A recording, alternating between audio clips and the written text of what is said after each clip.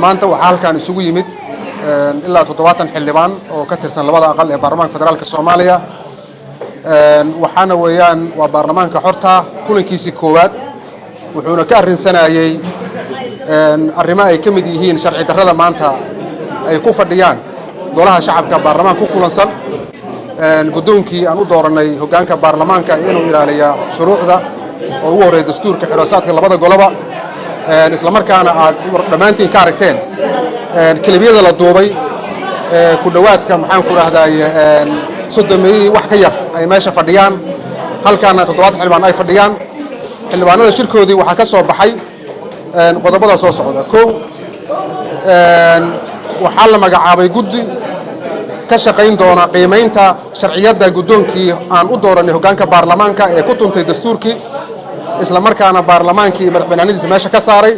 sharciyada gudoonka uu ku fadhiyo kuna sii ahaan kara shir gudoonka baarlamaanka 11aad guddi ka soo tala bixiya isla markaana xal sidii loogu heli lahaa arrinka asiga ahna tala iyo aragti cad ka keena ayaa la magacaabay waxa kale oo shirka ka soo baxay xildhibaanada intii joogta maahan xildhibaano badan oo dibadda jiray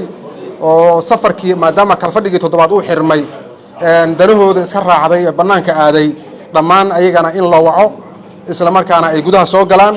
maadaama dalku marxalad aad u adag uu marayo isla markaana ay qayb ka noqdaan badbaadada dalka